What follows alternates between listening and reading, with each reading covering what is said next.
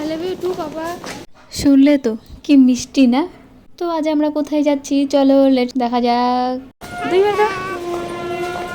সকাল সকাল বাড়ি থেকে বেরিয়ে উঠে পড়লাম ট্রেনে। আজকের গুড মর্নিংটা স্টার্ট হলো ট্রেনে দিয়ে। আমার শ্রেয়ান আমাকে দেখছে, কাকে তুমি উঠবা না?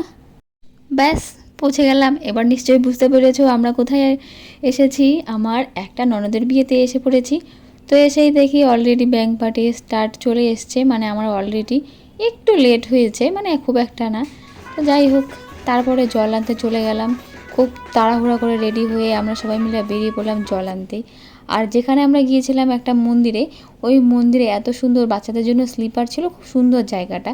আর আমাদের শ্রেয়ান ভীষণ মজা পেয়েছে।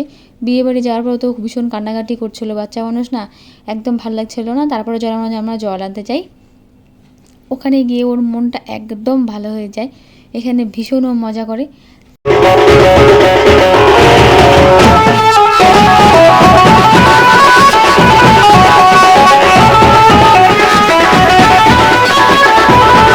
এখানে সবাই হলুদ পরেছে, তো ভেবো না আমার হলুদ শাড়ি নেই, একদমই সেটা ঠিক নয়। আমি ইচ্ছে করে হলুদ আনিনি, তার কারণ হচ্ছে আমি প্রায় ওভারওয়েট হয়ে গেছিলাম। আমার ওয়েট 64 কেজি হয়েছিল, এখন নিজে ডায়েট করে 54 কেজিতে এসেছি। আর তখন আমার সবগুলা ব্লাউজ লুজ হয়ে গেছে, যার জন্য আনতে পারিনি, কিছু করার নেই। তো এখানে সবাই আমরা খুব মজা করেছি, খুব নাচানাচি করেছি। ব্যাস ময়দা থোবড়াতে বসে গেলাম। এবার কখন যে রেডি হওয়া কমপ্লিট হয়ে নিজেই জানি না। তো চলো রেডি হওয়া যাক। তো এখানে একটা ব্যাপার হয়েছে, রাত্রেবেলা দেখো আমাদের শ্রেয়ান আর ওই সাদা পাঞ্জাবি পরা ঘিয়া কালারে, সাদা পরা ঘিয়ে গেলো যাই বলো, ওটা হচ্ছে আমার বর। দুজনে মিলে খুব মজা করছে। হালকা হালকা একটু ঠান্ডা ছিল। বিয়ে বাড়ি মানেই হচ্ছে প্রত্যেকটা আপনজনের সাথে দেখা করা। আর এটাই হচ্ছে সেই মুহূর্ত, যেই মুহূর্তটাই সব থেকে বেশি মজা লাগে।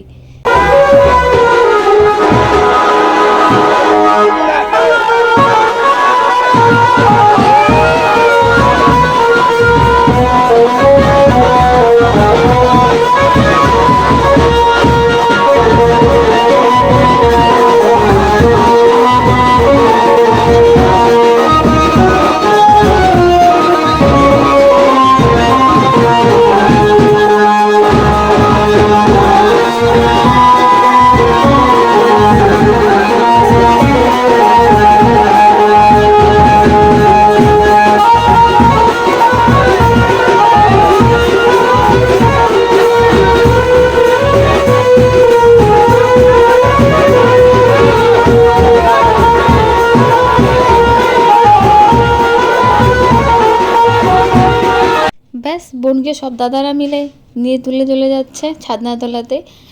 দেখো বোনের কত দাদা, আশেপাশে সবাই যায়, যারা দাঁড়িয়ে আছে সবাই দাদা। আর খুব ভালো লাগছিলো এই সুন্দর মুহূর্তটা দেখতে, দারুণ লাগছিলো। এখানে সবাই আমাদের কাছের মানুষগুলো ছিল, যাদের সাথে খুব সুন্দর একটা মুহূর্ত কাটিয়েছি। এই হচ্ছে আমি, কি আর বলবো, আমি নিজেই কিন্তু সেজেছি। কেমন হয়েছে তোমরা সাজটা আমাকে বলো। তো আমাদের সাজতে যে কতটা সময় লেগেছে, এতটা রাত হয়ে গেছিলো, লেট হয়ে গেছিলো, কি আর বলবো। এইদিকে আমার বর প্রচণ্ড রেগে গেছিলো, আর ওইদিকে বরও চলে আসছিলো। আমাদের ভবনে পৌঁছতে পৌঁছতে প্রায় অনেকটা দেরি, ততক্ষণে প্রায় বরকে বরণ করা হয়ে গেছে।